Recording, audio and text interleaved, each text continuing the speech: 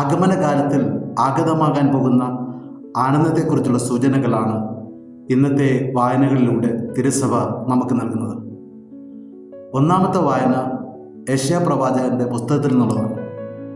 അവിടെ വിജനപ്രദേശങ്ങളും വരണ്ട ഭൂമികളും ആനന്ദപൂർണ്ണമാകും എന്ന പ്രവചനമാണ് പ്രവാചകൻ നൽകുന്നത്. പാലസ്തീനായിൽ മരുഭൂമി നിറഞ്ഞ പ്രദേശങ്ങളും പച്ചപ്പ് നിറഞ്ഞ ഹരിതാഭയുള്ള ലബനൻ പോലുള്ള പ്രദേശങ്ങളുമൊക്കെ ഉണ്ട്.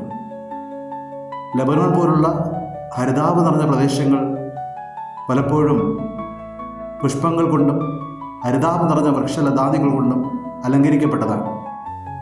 എന്നാൽ മരുഭൂമി കണക്കെയുള്ള പ്രദേശങ്ങൾ വരണ്ട ഭൂയിടങ്ങളാണ്. അവിടെ ആനന്ദം തെല്ലും തന്നെ ഉണ്ടാകത്തില്ല.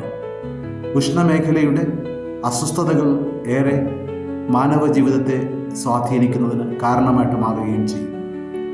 എന്നാൽ പ്രവാചകൻ പറയുന്നത് ഈ മരുഭൂമി കണക്കെയുള്ള പ്രദേശങ്ങളും ലബനോൻ താഴ്വരകൾ പോലെ ഹരിതാഭയുള്ളതും പുഷ്പങ്ങൾ കൊണ്ട് അലങ്കരിക്കപ്പെട്ടതും ആയി മാറും എന്നുള്ളതാണ്. അതിന് കാരണമായിട്ട് പ്രവാചകൻ ചൂണ്ടിക്കാട്ടുന്നത് ഇസ്രായേൽ മക്കൾ തങ്ങളുടെ വാഗ്ദത്ത ഭൂമിയിലേക്ക് മടങ്ങിപ്പോകുന്നതുമായി ബന്ധപ്പെടുത്തിയാണ്. അവർ വിപ്രവാസം കഴിഞ്ഞ് ദൈവം വാഗ്ദാനം ചെയ്ത പാലം തേനുമെടുക്കുന്ന പുണ്യഭൂമിയിലേക്ക് മടങ്ങിപ്പോവുകയാണ്. അവിടെ ദൈവത്തിൻ്റെ വാഗ്ദത്വവും ദൈവത്തിൻ്റെ സാന്നിധ്യവും അവരുടെ ജീവിതങ്ങളെ ആനന്ദപൂർണ്ണമാക്കും എന്നാണ് പ്രവചകൻ അവരെ ഉദ്ബോധിപ്പിക്കുന്നത്. ഈ ഒരു പ്രതീക്ഷ അവരുടെ ജീവിതത്തെ സമൂലമായ മാറ്റം വരുത്തുന്നതിനും പ്രത്യാശയുടെ സന്തോഷത്താൽ നിറയ്ക്കുന്നതിനും കാരണമായി മാറുന്നു. ഇന്നത്തെ സുവിശേഷത്തിൽ നാം സ്നാപക യോഹന്നാനെ വീണ്ടും കണ്ടുമുട്ടുകയാണ്. സ്നാപക യോഹന്നാൻ കാരാഗൃഹത്തിലായി. തിന്മയ്ക്കെതിരെ പ്രതികരിച്ച സ്നാപക യോഹന്നാനെ ഭരണവർഗം കാരാഗൃഹത്തിലടയ്ക്കുന്ന കിരാതകമായ ഒരു കാഴ്ചയാണ് നാം കാണുന്നത്. സ്നാപക യോഹന്നാൻ കാരാഗൃഹത്തിലായപ്പോൾ യേശുക്രിസ്തുവിനെ കുറിച്ച് അന്വേഷിക്കുവാൻ വേണ്ടി അദ്ദേഹം തൻ്റെ പ്രിയപ്പെട്ട ശിഷ്യന്മാരെ യേശുവിൻ്റെ അടുത്തേക്ക് അയച്ചു. തങ്ങൾ പ്രതീക്ഷയോടുകൂടി കാത്തിരുന്ന രക്ഷകൻ യേശു തന്നെയാണോ എന്ന് സ്ഥിരീകരിക്കുവാൻ വേണ്ടിയാണ് ശിഷ്യന്മാരെ യേശുവിൻ്റെ അടുത്തേക്ക് സ്നാപക യോഹന്നാൻ അയച്ചത്. യേശുക്രിസ്തുവിൻ്റെ ജ്ഞാനസ്നാന അവസരത്തിൽ യേശുക്രിസ്തു ദൈവമാണ് എന്ന വെളിപ്പെടുത്തൽ സ്നാപക യോഹന്നാന് ലഭിച്ചതാണ്. സ്വർഗത്തിൽ നിന്നുള്ള ദൈവസ്വരവും പരിശുദ്ധാത്മാവിൻ്റെ രൂപത്തിലുള്ള പാവനാത്മാവിൻ്റെ ആഗമനവുമൊക്കെ അതിന് തെളിവായി അദ്ദേഹത്തിന് അനുഭവപ്പെട്ടു. അതുകൊണ്ട് തന്നെ തുടർന്നുള്ള രക്ഷകന്റെ പ്രവർത്തനങ്ങൾ ദുഃഖ നിരാസത്തിനും പ്രശ്നങ്ങളും പ്രതിസന്ധികളും ഉന്മൂലനം ചെയ്യുന്നതിനുമുള്ള അവസരങ്ങളായി മാറും എന്നുള്ള പ്രതീക്ഷയിലായിരുന്നു അദ്ദേഹം ജീവിച്ചത്. രക്ഷകനെ കണ്ട സ്ഥിതിക്ക് ഇനി സന്തോഷത്തോടും സമാധാനത്തോടും കൂടി പിൻവാങ്ങാം എന്നുള്ള ചിന്തയും അദ്ദേഹത്തിനുണ്ടായിരുന്നു. അങ്ങനെ ഇരിക്കുമ്പോഴാണ് ദുഃഖസാന്ദ്രമായ അന്തരീക്ഷങ്ങൾ വീണ്ടും ചുറ്റുപാടും ആവർത്തിക്കപ്പെടുന്നതും അസ്വസ്ഥതകളും ക്ലേശങ്ങളും കുന്നുകൂടുന്നതുമായി ഒക്കെയുള്ള അനുഭവങ്ങൾ അദ്ദേഹത്തിനുണ്ടായി.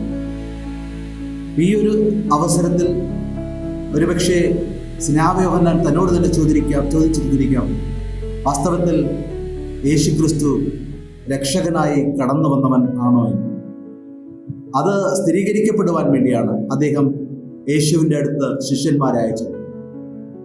എന്നാൽ യേശു വ്യക്തമായ ഒരു മറുപടി പറയാതെ അവിടെ കാണുന്നതും കേൾക്കുന്നതുമായ കാര്യങ്ങളൊക്കെ പോയി റിപ്പോർട്ട് ചെയ്യുവാൻ വേണ്ടിയാണ് സ്നാപക യോഹന്നാന്റെ ശിഷ്യന്മാരോട് ആവശ്യപ്പെടുന്നത്. യേശുക്രിസ്തുവിൻ്റെ പ്രവർത്തനങ്ങൾ അവിടെ അത്ഭുതാവഹമായ സാഹചര്യങ്ങൾ ഒരുക്കുന്നതിന് കാരണമായി മാറി. പഴയ നിയമത്തിലെ യെശയ്യാ പ്രവാചകന്റെ പ്രവചനം യേശുവിലൂടെ പൂർത്തീകരിക്കപ്പെടുന്നതായി അവർക്ക് അനുഭവപ്പെട്ടു. അന്ധരായ മനുഷ്യർ കാണുന്നതും ചെകിടരായ മനുഷ്യർ കേൾക്കുന്നതും മുടന്തരായ മനുഷ്യർ നടക്കുന്നതുമൊക്കെ ആയ അത്ഭുതാവഹമായ കാര്യങ്ങൾ തന്നെയാണ് യേശുവിൻ്റെ പ്രവർത്തനത്തിലൂടെ അവർക്കൊക്കെ അനുഭവപ്പെട്ടത്. ഈ സംഭവങ്ങളിൽ യെശയ്യാ പ്രവാചകൻ പ്രവചിക്കുന്ന വിജന പ്രദേശങ്ങളിലും വരണ്ട പ്രദേശങ്ങളിലും സന്തോഷത്തിൻ്റെ സദ്വാർത്ത പ്രഖ്യാപിക്കപ്പെടും എന്നുള്ളതിൻ്റെ യാഥാർത്ഥ്യവൽക്കരണം നമുക്ക് കാണാൻ കഴിയും. ആഗതനാൻ പോകുന്ന മിശിഹ ഈ ലോകത്തിലേക്ക് കൊണ്ടുവരുന്നത് ഇപ്രകാരമുള്ള പ്രതികൂലമായ സാഹചര്യങ്ങളെ അനുഗ്രഹത്തിൻ്റെ ഉറവകളാക്കി മാറ്റുവാൻ ഉതകുന്ന സംഭവ വികാസങ്ങളിലൂടെ സന്തോഷം നിറയ്ക്കും എന്നുള്ളതാണ്.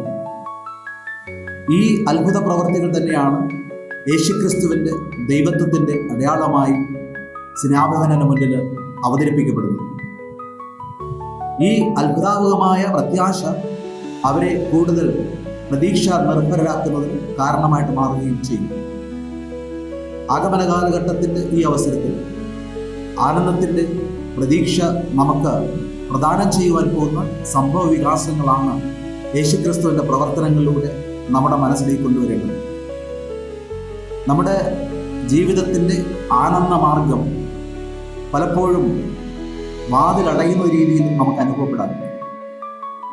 സന്തോഷത്തോടുകൂടിയുള്ള ജീവിത പ്രയാണത്തിൽ പലപ്പോഴും നമുക്ക് സംശയങ്ങൾ കടന്നുകൂടാറുണ്ട്.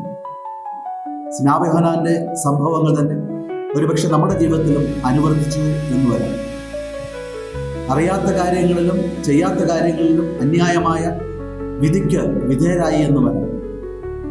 ഇപ്രകാരം രോഗങ്ങളുടെയോ ക്ലേശങ്ങളുടെയോ പ്രശ്നങ്ങളുടെയോ സങ്കീർണതയിൽ ഉഴലുമ്പോൾ നാം അറിയാതെ നമ്മോട് തന്നെ ചോദിച്ചു പോകും, വാസ്തവത്തിൽ ഞാൻ ദൈവികമായ ആനന്ദം യഥാർത്ഥത്തിൽ അനുഭവിച്ച് ജീവിക്കുന്ന വ്യക്തിയാണോ എന്ന്. ദൈവത്തിൻ്റെ ആനന്ദമാണ് ഞാൻ അനുഭവിക്കുന്നതെങ്കിൽ ഇപ്രകാരമുള്ള പ്രതികൂലമായ സാഹചര്യങ്ങൾ എൻ്റെ ജീവിതത്തിൽ സംഭവിക്കുന്നത് എന്തുകൊണ്ട് എന്നുള്ള ചോദ്യവും വന്നു എന്ന് വരാം. അതുകൊണ്ട് തന്നെ വിശ്വാസത്തിൻ്റെ യാത്രയിൽ ഒരു മനുഷ്യൻ്റെ ജീവിതത്തിൽ ഉണ്ടാകുവാൻ സാധ്യതയുള്ള ചോദ്യശരങ്ങളാണ് ഒരുപക്ഷെ സ്നാപയോഹന്നാന്റെ ജീവിതത്തിലും ഉണ്ടായത്. എന്നാൽ സ്നാപയോഹന്നാൻ നമുക്ക് നൽകുന്ന പ്രതീക്ഷ യേശുവിലൂടെയുള്ള പുതിയൊരു യുഗത്തിൻ്റെ പിറവിയെക്കുറിച്ചുള്ളൊരു പ്രതീക്ഷയാണ്. ആ പ്രതീക്ഷ പൂർത്തീകരിക്കപ്പെടുന്നത് പാപങ്ങളും ദുരിതങ്ങളും ഒക്കെ യേശുക്രിസ്തു ഏറ്റെടുത്ത് കാൽവരി മലയിൽ അത് ബലിയായി യാഗമായി അർപ്പിക്കപ്പെടുമ്പോഴാണ്. ഈ കാലഘട്ടം നമ്മെ സംബന്ധിച്ചിടത്തോളം പ്രത്യാശ നിറഞ്ഞതാക്കി മാറ്റുവാൻ വേണ്ടി നമ്മെ സഹായിക്കുന്നത് യേശുക്രിസ്തുവിൻ്റെ ആനന്ദപൂർണമായ ഇടപെടലുകളാണ്. പ്രതികൂലതകളിൽ വിജനപ്രദേശത്തെയും വരണ്ട പ്രദേശത്തെയും നനവും നിറവുള്ളതാക്കി മാറ്റുവാൻ കഴിയുന്ന ദൈവത്തിൻ്റെ ആഗമനം നമ്മുടെ ജീവിതത്തിൽ അയവിറക്കുവാൻ വേണ്ടിയുള്ള ആനന്ദത്തിൻ്റെ പ്രതീക്ഷയുടെ കാലഘട്ടമാണ് ഈ ആഗമന കാലത്തിലെ 3-ാം വാരം. ഈ കാലഘട്ടത്തിലെ ഓരോ ദിവസവും വരാനിരിക്കുന്ന ആ സന്തോഷത്തെക്കുറിച്ചുള്ള പ്രതീക്ഷയിൽ നാം നമ്മെ തന്നെ സമർപ്പിച്ചുകൊണ്ട് ആ പ്രത്യാശയുടെ ചൈതന്യത്താൽ മുന്നോട്ട് പോകണം എന്നുള്ളത് തന്നെയാണ് സുവിശേഷത്തിൻ്റെ പ്രതിപാദന വിഷയം. സ്നാപയോഹന്നാന്റെ ശിഷ്യന്മാർ മടങ്ങിപ്പോയതിനു ശേഷം യേശുക്രിസ്തു സ്നാപയോഹന്നാനെ കുറിച്ച് തന്നെ സംസാരിച്ചു തുടങ്ങി. 2 കാര്യങ്ങളെക്കുറിച്ചാണ് യേശുക്രിസ്തു അവരെ ശകാരിക്കുന്നത്. ഒന്നാമത്തേത് ചാഞ്ചല്യമുള്ള സ്വഭാവത്തെക്കുറിച്ച്, രണ്ടാമത്തേത് ആർഭാടത്തിലുള്ള അമിതമായ ആഗ്രഹത്തെക്കുറിച്ച്. കാറ്റത്താടുന്ന ഞാങ്ങണ അങ്ങോട്ടും ഇങ്ങോട്ടും ചാഞ്ഞും ചെരിഞ്ഞും ആയിരിക്കുന്നത് പോലെ പലപ്പോഴും സന്തോഷത്തിൻ്റെ മാർഗം കർത്താവ് യേശുക്രിസ്തുവിൽ കാണുന്നതിന് പകരം ലോകത്തിൻ്റെ വ്യാപാരങ്ങളിൽ സമർപ്പിച്ചുകൊണ്ട് നാമം സന്തോഷം കണ്ടെത്താൻ വേണ്ടി പരിശ്രമിക്കാറുണ്ട്. വൈവിധ്യമാർന്ന ലഹരിയുടെയും സുഖാസക്തികളുടെയും മാർഗത്തിൽ സന്തോഷം പരിപൂർണമായും അടങ്ങിയിരിക്കുന്നു എന്ന ചിന്തയിൽ ലോകത്തിൻ്റെ മാർഗത്തെ പിന്തുടരുവാനും പുൽകുവാനും പലപ്പോഴും നമ്മുടെ ജീവിതങ്ങളിലും നാം വെമ്പൽ കൊള്ളാറുണ്ട്. ഈ ചാഞ്ചല്യമാർന്ന സ്വഭാവത്തെയാണ് കർത്താവ് യേശുക്രിസ്തു ഇവിടെ നിശിതമായി വിമർശിക്കുന്നത്.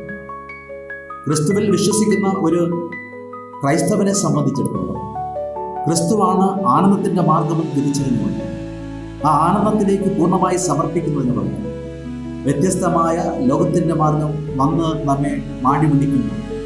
ആ മാർഗത്തോട് നോ പറയാനുള്ള ധീരത നമുക്കുണ്ടാകണമെന്ന് യേശു നമ്മെ ഓർമ്മപ്പെടുത്തുകയാണ്. രണ്ടാമത്തേത് ആർഭാടപൂർണമായ ജീവിതം. പലപ്പോഴും നാം ആഗ്രഹിക്കുന്നതും നാം പ്രതീക്ഷിക്കുന്നതും ആനന്ദപൂർണമാക്കും എന്ന് നാം കരുതുന്നതുമൊക്കെ ലോകത്തിൻ്റെ ആർഭാടപൂർണമായ ജീവിത സുഖങ്ങളാണ്. ആർഭാടപൂർണമായ ജീവിത രീതികളെ അഭ്യസിച്ചുകൊണ്ട് അതിലൂടെ സന്തോഷത്തിൻ്റെ പരിപൂർണത ആസ്വദിക്കാമെന്നുള്ള വ്യഗ്രതയിൽ ചുറ്റുപാടും ജീവിച്ച് പോരുന്നവരാണ് നമ്മുടെ പല മേഖലകളിലും കണ്ടുമുട്ടുന്നത്. ജീവിതത്തിൻ്റെ ഈ മേഖലകളിൽ വെച്ചു പുലർത്തുന്ന മനോഭാവം തീർച്ചയായും ക്രൈസ്തവീകമല്ല എന്നുള്ളതാണ് കർത്താവായ യേശുക്രിസ്തു നമ്മെ ഓർമ്മപ്പെടുന്നത്. ഇന്നത്തെ രണ്ടാമത്തെ വായന യാക്കോബിൻ്റെ ലേഖനത്തിൽ നിന്നുള്ളതാണ്. വിശുദ്ധ യാക്കോബ് തന്റെ ലേഖനത്തിലൂടെ ഒരു കർഷകന്റെ ചിത്രം നമ്മുടെ മുമ്പിൽ അവതരിപ്പിക്കുന്നു. കർഷകന്റെ കൃഷിഭൂമിയിൽ ആവശ്യത്തിന് നനവോ ആവശ്യത്തിന് വെള്ളമോ കിട്ടാതെ വണ്ണം വരൾച്ചയിലേക്ക് നയിക്കപ്പെടുമ്പോൾ പ്രതീക്ഷ നൽകുന്നത് മഴമേഘങ്ങളാണ്. വരാൻ പോകുന്ന വർഷകാലം നാടിനെ ഫലസമൃദ്ധമാകുവാൻ ഉതകുന്ന രീതിയിൽ ഇറങ്ങുമെന്ന്, അങ്ങനെ കൃഷിയിടങ്ങളൊക്കെ ഫലസമൃദ്ധമായ ഒന്നായി മാറുമെന്നുള്ളതാണ് കർഷകന്റെ പ്രതീക്ഷ. ഇവിടെ കർഷകൻ ക്ഷമയോടെ പ്രതീക്ഷയോടെ കാത്തിരിക്കുകയാണ്. ആ ക്ഷമയാർന്ന പ്രതീക്ഷയാണ് അവൻ്റെ ആനന്ദത്തിൻ്റെ നിദാനം. ക്ഷമയോടുകൂടിയുള്ള ഈ കാത്തിരിപ്പ് അവനെ സംബന്ധിച്ചിടത്തോളം സന്തോഷത്തിൻ്റെ ദിനങ്ങളായി മാറും. പെയ്യാൻ പോകുന്ന മഴയെക്കുറിച്ചുള്ള സ്വപ്നങ്ങളും അതിലൂടെ ഉണ്ടാകുന്ന കാർഷിക വിളയുമൊക്കെ അവൻ്റെ ജീവിതത്തിൻ്റെ ഭാവി യാഥാർത്ഥ്യത്തിൻ്റെ സന്തോഷത്തിൻ്റെ തിരികളായി മുന്നിൽ പ്രത്യക്ഷപ്പെടും. ഈ ഒരു പ്രതീക്ഷയാണ് മുന്നോട്ടുള്ള അവൻ്റെ പ്രയാണത്തിന് ശക്തി പകരുന്നത്. ഒരു ക്രൈസ്തവനെ സംബന്ധിച്ചിടത്തോളം ക്രൈസ്തവ ജീവിതം സന്തോഷപൂർണമായി മാറുന്നത് കർത്താവായ യേശുക്രിസ്തുവിൻ്റെ ആഗമനത്തിലൂടെയാണ്. ഈ ആഗമനം ക്രിസ്മസ് കാലഘട്ടത്തിൽ മാത്രം ആസ്വദിക്കാനുള്ള ഒന്നല്ല, അത് നിരന്തരം നമ്മുടെ ജീവിതത്തിൽ അനുഭവിക്കേണ്ട ഒന്നാണ്. യെശയ്യാപ്രവാചകന്റെ പുസ്തകത്തിൽ നാം കണ്ടുമുട്ടുന്ന ഇസ്രായേൽ ജനങ്ങൾ അവരുടെ ആസന്നമാകുന്ന വിമോചനത്തെക്കുറിച്ചും വാഗ്ദത്ത ഭൂമിയിൽ അവർക്കുണ്ടാകാൻ പോകുന്ന ദൈവികമായ സമ്പർക്കത്തെക്കുറിച്ചുമുള്ള പ്രത്യാശയിലാണ് ആനന്ദിക്കുന്നത്. കർഷകൻ വരാനിരിക്കുന്ന മഴയെ നോക്കി കണ്ടുകൊണ്ട് അവൻ പ്രതീക്ഷയോടുകൂടി സന്തോഷിക്കുന്നു. കർത്താവായ യേശുക്രിസ്തു നമ്മെ ആഹ്വാനം ചെയ്യുന്നതും ദൈവത്തിൻ്റെ സാന്നിധ്യം ഒരിക്കലും അസ്തമിക്കാത്തതാണെന്നും ഓരോ ദിവസവും പുതിയതായി നമ്മുടെയൊക്കെ ജീവിതത്തിൽ കടന്നു വരുന്നതുമായ ഒന്നാണ് എന്നുള്ളതാണ്. നിരന്തരം നമ്മുടെ ജീവിതത്തിൽ സംഭവിക്കുന്ന ദൈവ സാന്നിധ്യമാകുന്ന സംഭവത്തെ പ്രഭാതങ്ങളുടെ രശ്മിയോടൊപ്പം കണ്ടുപിടിക്കുവാനും ആ രശ്മിക്കുള്ളിൽ നിറഞ്ഞു നിൽക്കുന്ന ദൈവിക അനുഗ്രഹത്തിൻ്റെ പ്രകാശരശ്മികളെ ജീവിതത്തിൻ്റെ അന്ധകാരത്തെ അകറ്റുന്ന പ്രകാശ അനുഭവമാക്കി മാറ്റുവാനുമുള്ള ആഹ്വാനമാണ് ആഗമനകാലത്തിൻ്റെ മൂന്നാമത്തെ ആഴ്ച സഭ നമ്മുടെ മുമ്പിൽ അവതരിപ്പിക്കുന്നു. ക്രൈസ്തവന്റെ സന്തോഷം ഇപ്രകാരം നിറഞ്ഞു നിൽക്കുവാൻ വേണ്ടി പോകുന്നത് ഉണ്ണീശുവിൻ്റെ പാദാന്തികത്തിൽ സ്വയം സമർപ്പിക്കുന്നതിലൂടെ ഉണ്ടാകുന്ന ആനന്ദമാണ്. ഈ ഒരു സ്വയം സമർപ്പണത്തിനുള്ള ഒരുക്കമാണ് ആഗമനകാലത്തിൽ ശേഷിക്കുന്ന ദിവസം. പൂർണ്ണമായും വരാനിരിക്കുന്ന ആ സൗഭാഗ്യത്തിൻ്റെ ദിനങ്ങളെ മുന്നിൽ കണ്ടുകൊണ്ട് ആ സൗഭാഗ്യപൂർണമായ ദിവസങ്ങളിൽ കർത്താവായ യേശുക്രിസ്തുവിന്റെ മുന്നിൽ സ്വയം അടിയറവ് പറഞ്ഞ് സന്തോഷവും സമാധാനവും സ്വായത്തമാക്കുവാൻ കഴിയും എന്നുള്ള വലിയൊരു പ്രതീക്ഷയിൽ നമ്മുടെ ഈ ആഗമനകാലത്തിൻ്റെ ശേഷിക്കുന്ന ദിവസങ്ങളെ നോക്കിക്കാണുവാൻ നമുക്ക് കഴിയണം. അതാണ് ആഗമനകാലത്തിൻ്റെ മൂന്നാമത്തെ വാരത്തിൽ സഭ നമുക്ക് നൽകുന്ന സന്ദേശം. ഈ ഒരു പ്രത്യാശയുടെ ആനന്ദം ഓരോ മണിക്കൂറുകളിലും അനുഭവിച്ചുകൊണ്ട് കർത്താവായ യേശുക്രിസ്തുവിൻ്റെ പുൽക്കൂടിലേക്കുള്ള യാത്ര ത്വരിതപ്പെടുത്തുവാൻ വേണ്ടി നമുക്ക് പരിശ്രമിക്കാം. അവിടെ മിന്നിമറയുന്ന ദീപങ്ങളും പ്രതീക്ഷകൾ അരുളുന്ന നക്ഷത്രങ്ങളും മാലാഖമാരുടെ സ്തുതിഗീതങ്ങളും ഒക്കെ നമ്മെ ആനന്ദിപ്പിക്കുന്ന, ശക്തിപ്പെടുത്തുന്ന പ്രചോദക ഘടകങ്ങളായി നിറഞ്ഞുകൊണ്ടേയിരിക്കും. ആ പ്രകാശത്തിൻ്റെ ആനന്ദമാണ് പ്രത്യാശയിലൂടെ നമ്മെ നയിക്കുന്ന ഈ ആഗമനകാലം.